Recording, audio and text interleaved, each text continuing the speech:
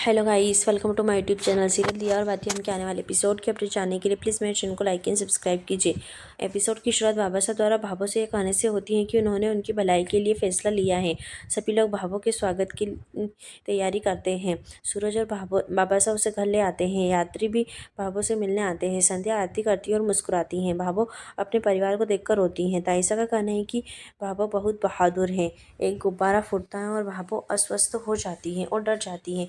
मीनाक्षी भी की माँ पूछती है कि उसे क्या हुआ। बाबा साहब गुब्बारे वाले को डांटते हैं। संध्या कहती है उसे जाने दो बाबा साहब। ऐसा का कहना है कि चिंता मत करो, सब ठीक हो जाएगा। संध्या कहती है कि उसे भाभो के लिए कुछ मिला है और बोर टीका दिखाती है। भाभो पूछती है कि क्या उसे तीसरा मेमो मिला।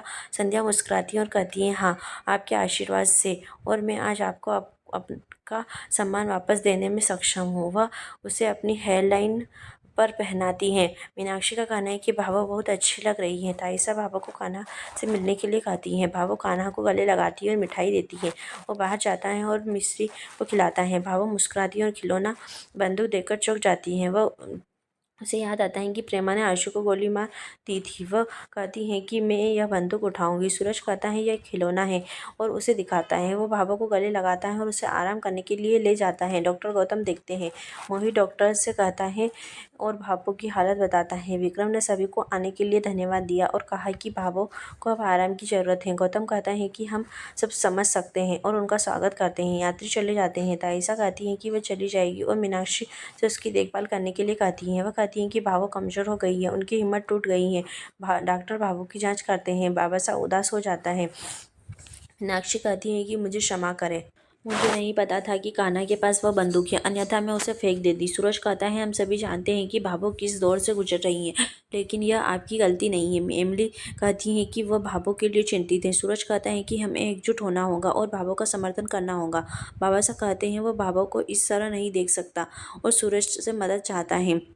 सूरज कहता है आपका एहसान मांगने की ज़रूरत नहीं है, आप बस ऑर्डर करें। बाबा साहब कहते हैं मैं चाहता हूँ कि आप और संध्या आज ही यह घर छोड़कर हमेशा के लिए चले जाए। हर कोई हैरान है। बाबा साहब कहते हैं कि अपनी माँ के लिए मुझे पर यह उपकार करो, अपना बैग पैक करो, अपनी पत्नी को ले जाओ और इस घर से निकल जाओ। विक्रम बाबा साहब से पूछता है कि वो क्या कर रहा है। सूरज और संध्या वे कैसे जा सकते हैं। मोहित कहता है आप क्या कर रहे हैं। संध्या अब भी यही पूछती हैं। संध्या कहती हैं आप हमें यह घर छोड़ने के लिए मजबूर कर रहे हैं। मुझे पता है कि आप मुझसे नाराज़ हैं, लेकिन मैं आपकी बेटी हूँ। आप मुझे डांट सकते हैं, आप मुझे सज़ा दे सकते हैं, आप मेरे पिता हैं। बाबा साहब का कहना है कि मैं भी किसी का पति हूँ और यह बात मैं अपनी पत्नी के लिए कह रहा हूँ। और वह कहता है वह यहाँ से चले जाओ, तुम दोनों चले जाओ। संध्या रोते हुए कहती है मुझे पता है कि मेरे पास आप सभी को समझाने का समय नहीं था, लेकिन मैं समझाऊंगी और आप समझ जाएंगे कि मैं असहाय थी। मैंने सभी को बचाने के लिए ये सब किया। वह कहती हैं कि एक बार मेरी बात सुनो। बाबा साहब सूरज से संध्या को से पूछने के लिए कहते हैं कि क्या वो भाभो हमें समझा देगी तो उसका दर्द और डर खत्म हो जाएगा। वह कहते हैं कि क्या खोया हुआ खून शरीर में वापस आएगा। क्या आप सभी से पहले भाभो को इस तरह देखा था।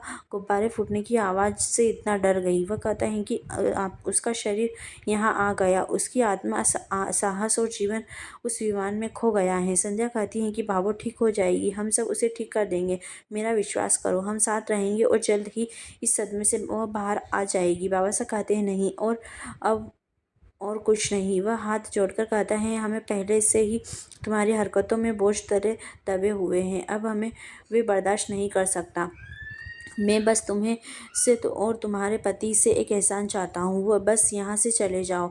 उनका कहना है कि संतोष मेरी जिम्मेदारी है, मैं बूढ़ा हूँ लेकिन कमज़ोर नहीं हूँ। वह कहता है कि मैंने तुमसे पहले ही कहा था कि अगर मैंने संतोष को कुछ हुआ तो मैं तुम्हें कभी नहीं माफ़ करूँगा। बाबा साहब कहते हैं कि बच्चों को बड़े होने के बाद छत ढूंढनी चाहिए, तुम दोनों को भी रहने के लिए जगह मिलनी चाहिए। वह कहता है तुम मेरे बेटे हो और हमेशा बेटे रहोगे। संध्या मेरी बहू रहेगी। मैं रिश्ता खत्म नहीं कर रहा हूँ बल्कि सिर्फ साथ ख़त्म कर रहा हूँ, क्योंकि मैं जानता हूँ कि संध्या परिवार से ज़्यादा कर्तव्य को महत्व देती है, इसलिए बेहतर होगा कि वह दूर रहे। मैं जानिए जैसे मैं अपनी पत्नी के साथ हूँ, आप संध्या के साथ हैं। संध्या सूरज से कहती है कि वे घर नहीं छोड़ेंगे। वह उससे चुप न रहने और बाबा साहब को बताने के लिए कहती हैं। बाबा साहब कहते हैं कि कुछ मत कहो सूरज, यह फैसला मेरे लिए आसान नहीं है, लेकिन मैंने ले लिया और यह नहीं बदलेगा। सूरज हैरान है। यही एपिसोड समाप्त होता है। आने वाले एपिसोड के अपडेट जानने के लिए प्लीज़ हमारे